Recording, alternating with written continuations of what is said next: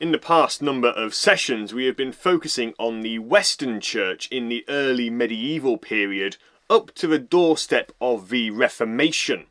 We considered the Crusades of the early 1000s onwards, and then the development of scholasticism as a way of studying and thinking. This included discussion of the scholastic arguments for the existence of God, thinking about Thomas Aquinas, who really came to be the pinnacle of scholastic thinking and remains the most important theologian in the Roman Catholic Church. On the back of this, we considered the development of the Lord's Supper, the Eucharist, Holy Communion. And in this, we mentioned how at the Fourth Lateran Council of 1215, they made the very philosophical, scholastic position of transubstantiation the official position of the Church.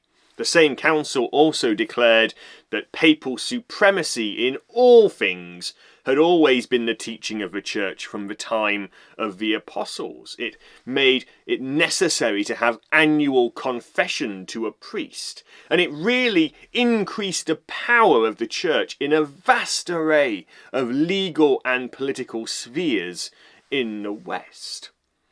Last session, we explored the development of thinking around the Virgin Mary and how the Church went from an angel saying that she was highly favoured among women, went all the way to the cult of Mary and cathedrals in her name, doctrines such as her own immaculate conception and sinlessness, her position as Queen of Heaven and carer of the broken and weary.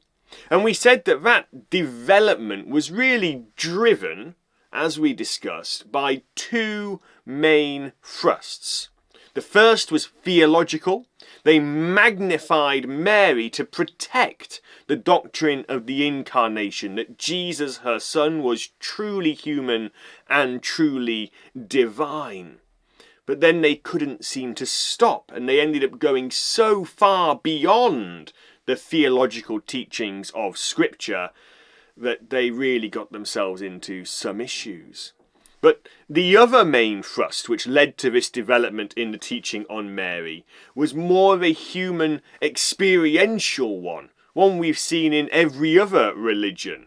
This seeking after a mother deity figure who gives compassion and love and motherly care towards those who need it, a real tenderness. And those two lines, the theological and the experiential, are going to be explored again today as we explore the state of the Church and the rise of the so-called mystics in the High Middle Ages of the 1300s and the 1400s. So, in the 100 years since the Fourth Lateran Council, which, as I said, was 1215, the power of the Papacy had severely waned. By the time of the final crusade called to the Holy Land in 1291, the kings of Western Europe had just about had enough of the Pope. No longer could he command them as his generals to do his bidding. They had spent far too much money and far too much time and lives on doing what the Pope wanted. And perhaps more importantly for them, there were wars to be fought within Western Europe, especially, of course, between the English and the French. And that meant that they didn't have a lot of time for the Pope dictating terms and politics to them.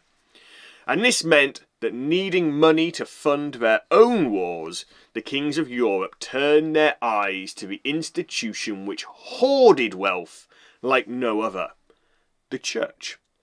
The Church of this time, the 1300s, 1400s, was fantastically wealthy.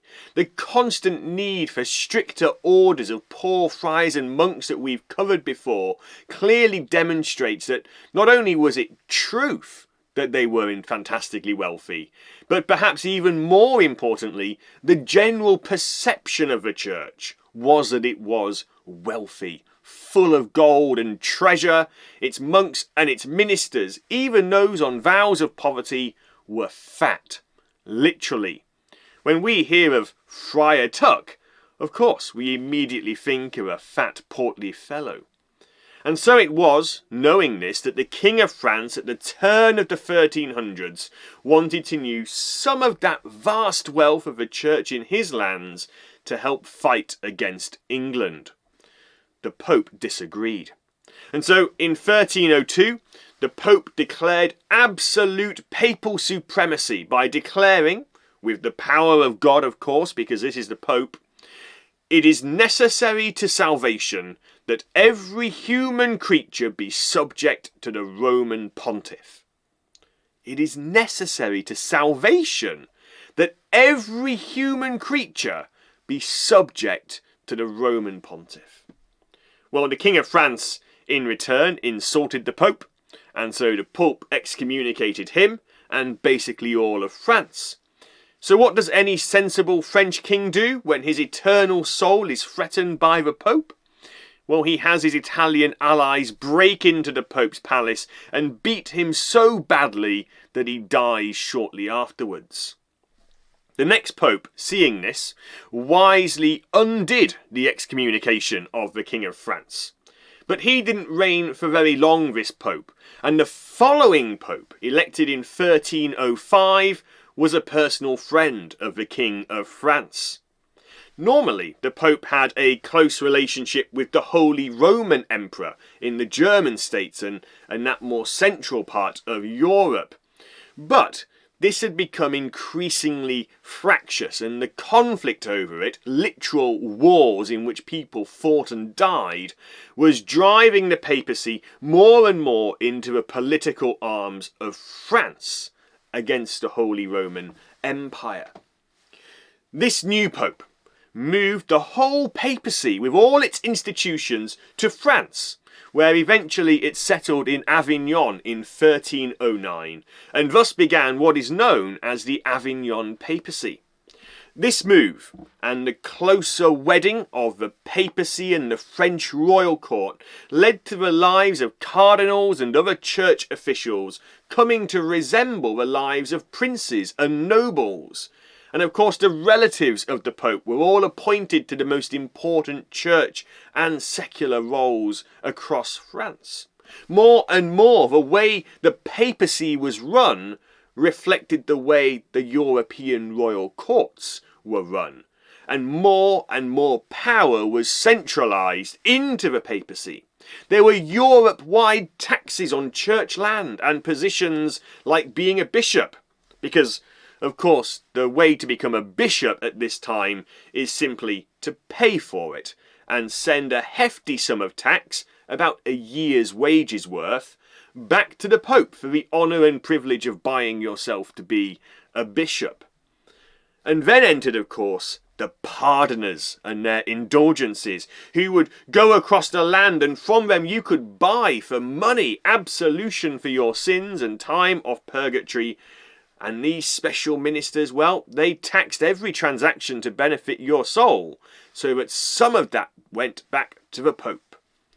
Things were, to put it frankly, an absolute mess, and about as far from the early church as one can imagine. And so what could make this mess even worse?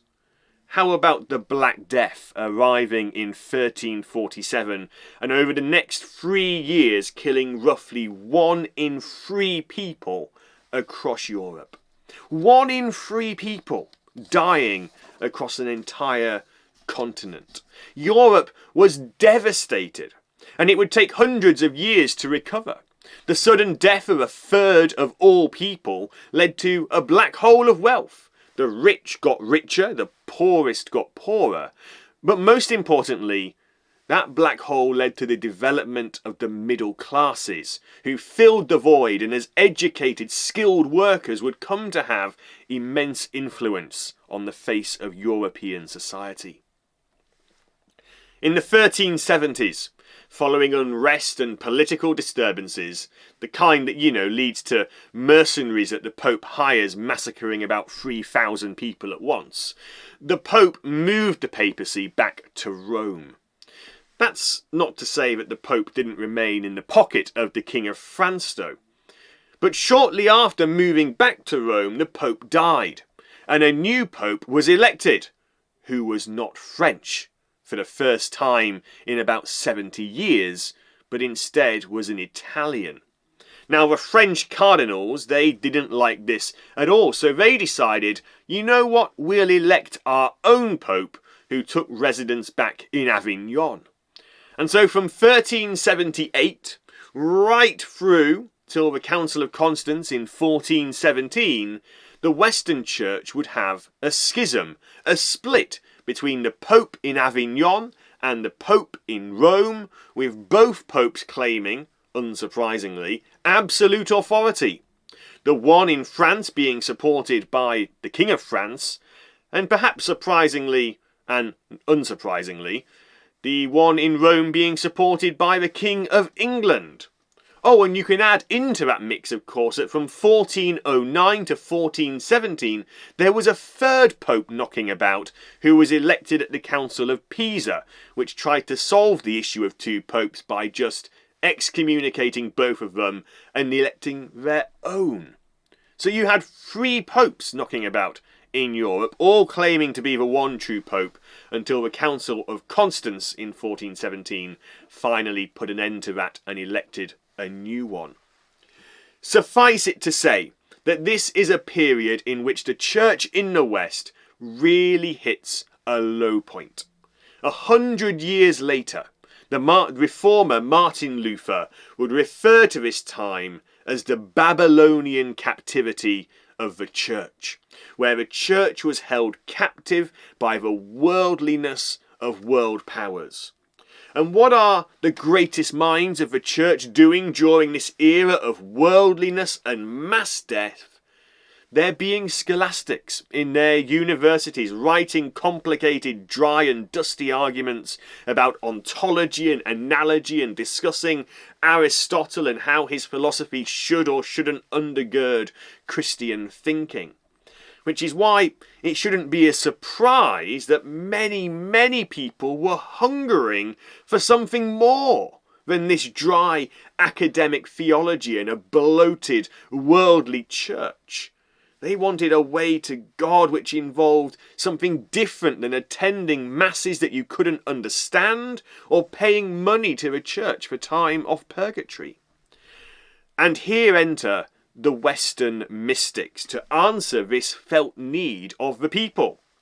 Now, mysticism is found in basically every single religion. It's the seeking after an experience of the divine, physically, emotionally, intimately, not just in the mind and in theology and in doctrine, but in your heart, in your body, in your soul, to experience God. In a world in which women were, by scholastics at least, considered to be lesser humans and weaker souls, it's also perhaps not surprising that it was mysticism which came to give many women what they were looking for and gave them actual real power and influence. Indeed, it was in part due to one mystic, Catherine of Siena, that the Avignon Pope decided to move back to Rome in the 1370s. Catherine of Siena was born in 1347 in Siena, in modern-day Tuscany, in Italy, and she only lived for 33 years, dying in 1380. In light of the Black Death all around, she vowed to remain a virgin to the glory of God when she was only 7 years old, and she resisted attempts by her parents to get her married, all of which were irrelevant anyway once she caught smallpox and became physically scarred and was seen as unsuitable to marry to anyone.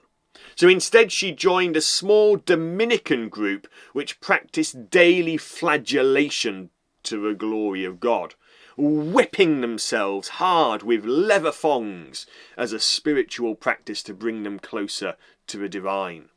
When she was 20, she claimed to have a vision of Jesus in which he asked her to be his wife and offered her a wedding ring. And she said yes, on the condition she was given the stigmata, which manifested eventually on her palms after a future vision. Which is odd, because actually crucifixion would be through the wrists and not the hands, but that's a topic for another thing entirely. At another point, after a similar mystical experience and vision, she claimed to have had a mystical death in which Jesus took out his heart and placed it in her, and took her heart out and placed it in him. Well, all of this time, she's also prophesying that if the Pope returns to Italy, if there is peace among the Italian city-states, and if another crusade is called against the Muslim states, then Christendom would be restored to order. On the back of this, she became a close advisor to the Pope, and in 1376, as I said before, she was the one who helped persuade him to return the papacy to Rome instead of Avignon as part of Jesus' alleged prophetic plan. Like many mystics, she practiced extreme fasting to the point where she often went for long periods living off only the daily Mass, daily Eucharist, a small wafer and a tiny little bit of wine, perhaps not even the wine. Which is why, come to think of it, her early death at 33 was not really a surprise. Many of her visions had this obsession with food and rejecting food and matters of diet. On her death, her head was removed from her body, put into a bronze bust, and processed by the church around the city of Siena. She was canonised in 1461 and made patron saint of Rome. She was later, much later, in the 1960s, raised to be a Doctor of the Church, a key thinker in the Roman Catholic Church alongside the likes of Thomas Aquinas.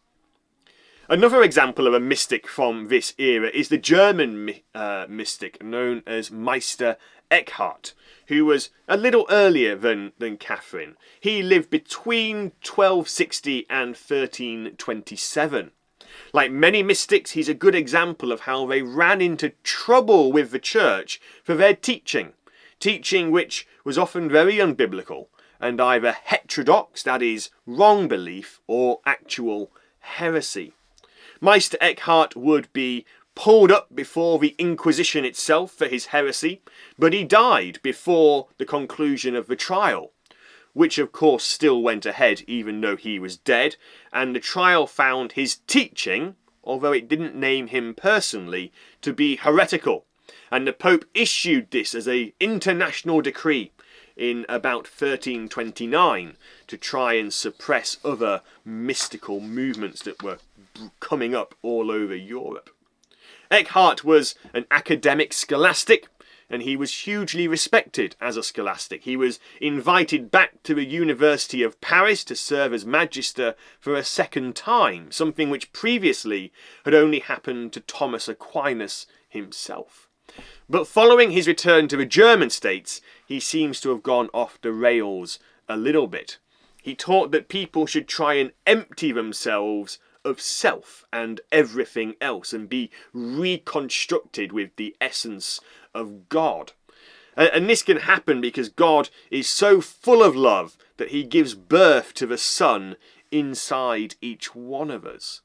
Like many mystics, he was more grounded in Plato than Aristotle, which was what was favoured by the scholastics of his day. And so, with Plato in mind, he made a distinction between God and the Godhead, or status of being God. This is kind of like making a distinction between God as a personal being and the independent force or thing behind the persons of the Trinity. It's a strong distinction between the divine persons and the divine essence. And this is obviously a very big drift from normal Trinitarian theology in the West, but is actually, as we'll discuss in a different lecture at some point, very much the teaching of the Eastern Orthodox Church, whose whole tradition and faith is deep within the mystical and Platonic rather than Aristotelian stream of Christianity. Like many mystics, Eckhart would make vague and profound sounding statements which people could read all kinds of things into. For example, perhaps his most famous saying was, "The eye with which I see God is the same eye with which God sees me." Another German mystic, though one that lived most of his life in the Netherlands, is Thomas Akempis, who wrote the famous devotional book The Imitation of Christ. Thomas lived from 1380 to 1471.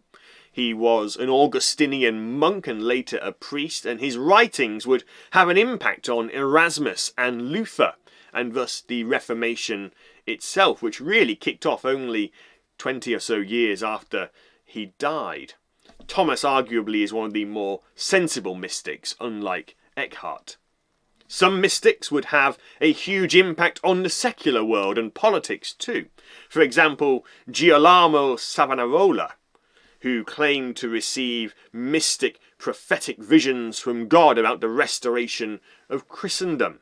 Like other mystics, Savonarola railed against corruption in the church and the exploitation of the poor. He urged the destruction of secular art and led a very puritanical campaign during an uprising in the city of Florence, a city that he persuaded to rebel and become an independent republic, with the only king being Christ. He promised, based on his visions, that Florence would become the new Jerusalem of the New World. He was ultimately condemned and hanged and burned in 1498. And so we see that from Italy to the Netherlands, these mystics who claimed prophetic visions and rejected much of the scholasticism of the church fed people with hope and the personal experience of the divine. And nowhere is this more evident than in the life of England's own Julian of Norwich.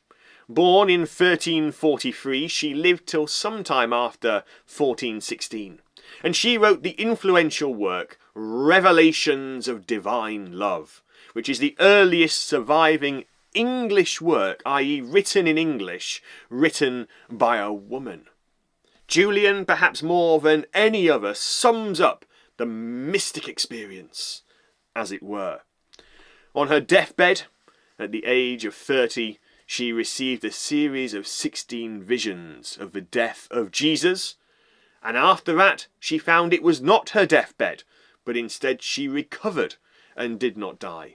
She spent her life, therefore, and thereafter in near total seclusion in her monastic cell, except when people came to her for advice and counsel.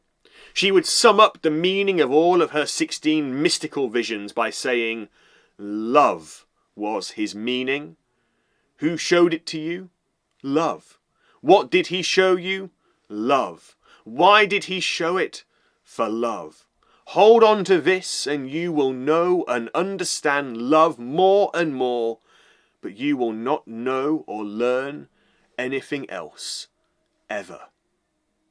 Her writing was optimistic and hopeful in a time when little actually was. And she emphasised divine love as being a motherly love. And she took this so far that she seems to have actually regarded Jesus as not only being a mother figure, loving like a mother, but actually a mother. The mother, just as the Father is the Father.